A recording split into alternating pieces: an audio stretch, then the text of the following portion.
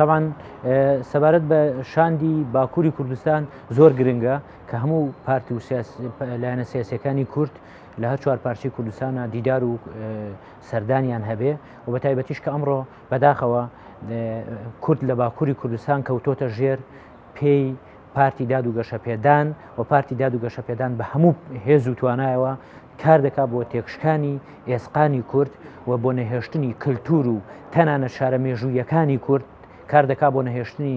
هوەر و مۆزیکی کورد کار دەکات بۆ نەهێشتنی کۆمەلگای کوردی کار دەکات بۆ نەهێشتنی زمانی کوردی لەبەرەوە ئێستا کورد لە باکووری کوردستان لە دۆخێکی خراپایە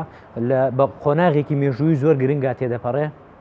ئەم قۆناغە مێژوویە گرنگەی کورد لە باکووری کوردستان وا دەکا کە گرنگ بێ دەست بۆ هەموو دیدار و هاوپەیمانێتێک درێژ بکە دەست بۆ ئەوە درێژ بکە کە پەیوەندی لەگەڵ لە ناوخۆی تورکیا و لە دەرەوەی تورکیا لەگەڵ هێز و لایەنە سیاسیەکانی تر دروست بکە لەبەرەوە ئەم دیدارە دیدارێکی ئەم دیدارانە دیداری پێویستن دیداری گرنگن تەنانەت پێویستە کورد لە باکووری کوردستان نوێنەرایەتی ڕەوانەی مۆسکۆ بکە ڕەوانەی بڕۆکسلی بکە ڕەوانەی واشنگتنی بکە ڕەوانەی ئەو شوێنانەی بکە کە بڕیاری جیهانی بەدەستە بۆ ئەوەی تاوانەکانی ئاکاپا جەریمە گەورەکانی ئاکاپا پیشانی مۆسکۆ و بڕۆکسل و واشنگتۆن بدرێن دەبێت ئەم دیدارانە هەبن ئەم سیارەتانە هەبن ئەم سەردانانە هەبن دەبێت دەسەڵاتی تیرۆریستی ئاکاپا پیشانی ڕای گشتی جیهانی بدرێت دەبێت لە ڕۆژنامە و ماڵپەڕەکانی میدیاکانی جیهان ڕنگ بداتەوە لەبەر ئەم سەردانانە سەردانی گرنگن و مەبەستیش لێیان هەرچەندە تا ئێستا سەردانەکە ئەنجام نەدراوە بەڵام مەبەست لێیان بە دڵنیاییەوە مەسلەی کورد دەبێت لە باکووری کوردستان مەسلەی یەکریزی کورد دەبێت کە بەداخەوە لە ئێستادا کورد لە باشووری کوردستانە هیچ پەیوەندێکی لەگەڵ باکووری کوردستان نەماوە یان پەیوەندێکی زۆر لاوازی هەیە کە ئەمەش کاریگەری سیاسەتی ئاکەپە لە باشووری کوردستاندا وای کردووە کە هێز و لایەنە سیاسیەکان لە باشووری کوردستانە نەتوانن یان نەوێرن لەبەر دڵی ئاکەپە یان لەبەر دڵی تورکیا پەیوەندی لەگەڵ باکووری کوردستان ئاساس بکەن ئەمە لەلایەکی تر سەردانەکانی وەفدی تورکیا بۆ هەرێم وەفدی هەرێم بۆ تورکیا لە ڕابردوودا سەردانگەلێک بوون کە هیچ کامێکیان ئایندەیەکی باش و کارێکی باشی بۆ خەڵکی کوردستان تێدا نەبووە هەتا ئەو سەردانانە هەبوو بن بردومانی زیاترمان بینیوە هەتا ئەو سەردانانە هەبوو بن فشاری زیاترمان بینیوە هەتا ئەو سەردانانە هەبوو بن گرتن و کوشتن و لە زیندانیکردنی چالاکوانان و سیاسەتمەداران و دوورخستنەوەی شارەوانیەکانی کورد لە باکووری کوردستان و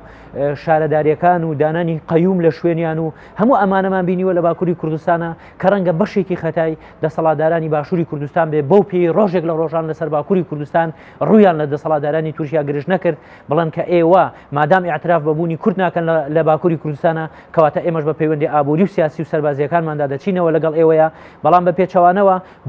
بۆ ئافرینێکی دڵی ئاکەپا بۆ ئافرینێکی دڵی بەرپرسێکی تورکیا ئەوان ئامادە بوون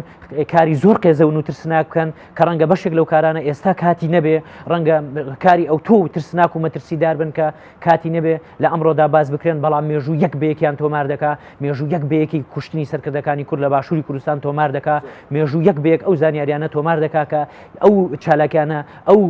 وحشێتە ئاکەپە و دەسەڵاتدارانی تورکیا تۆمار دەکا کە دەسەڵاتدارانی تورکیا لە هەرێمی کوردستاندا ئەنجامیان داوە و مێژوو ئەو کەسانەشمان پێدەسەلمێنێ کە ڕێنیشاندەری دەسەڵاتدارانی ئاکەپە بوون و بەشدار بوون و لەو پلانجێڕیانەدا تێوەگلاون لەبەرەوە ئەمانە لە خزمەتی خەڵکی کوردستانین بەدڵنیاییەوە سەردانی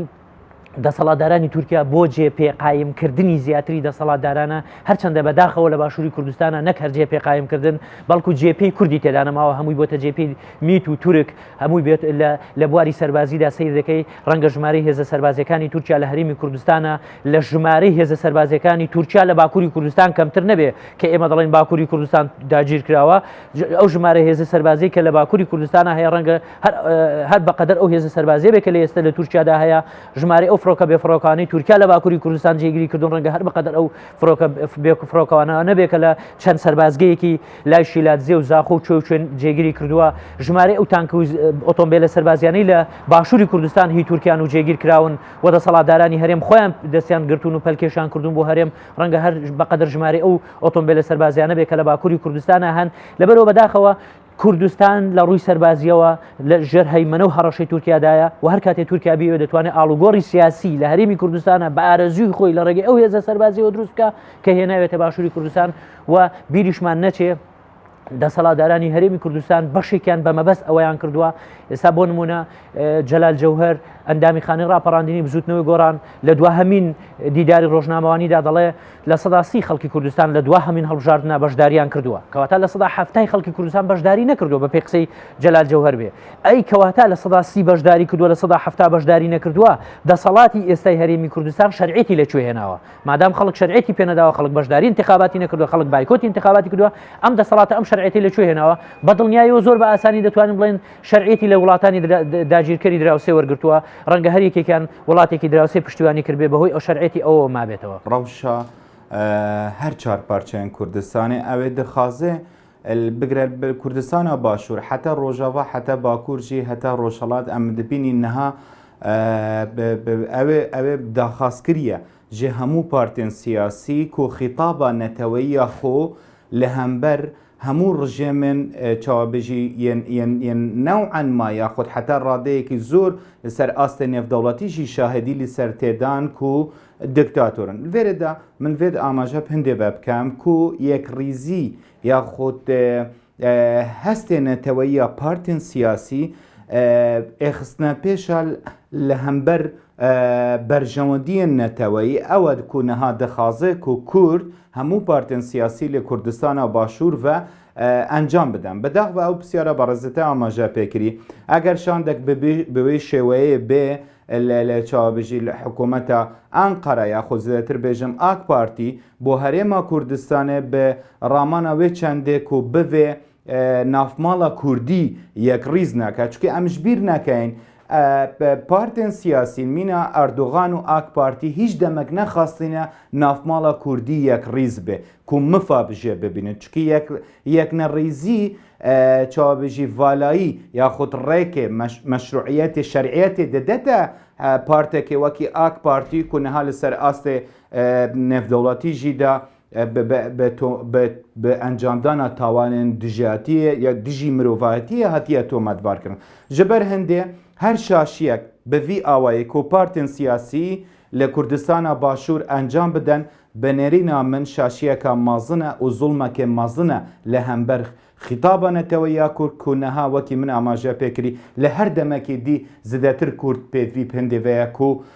çawebêjî gotara neteweyî ya xwe çawebêjî tabiê siyasiya xwe yekrîz bike li hember rejimên diktatör li her çar parçeyên Kurdistan. Her parteke siyasî husa xuya bike ku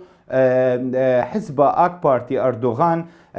çawebêjî bû çêkirina têkeliyên dostane ev encamdana wan tawanên dijî mirovatiyên mezin li Kurdistana Rojava li Sûriyeyê bixwe bersive ji bo hindê ku ev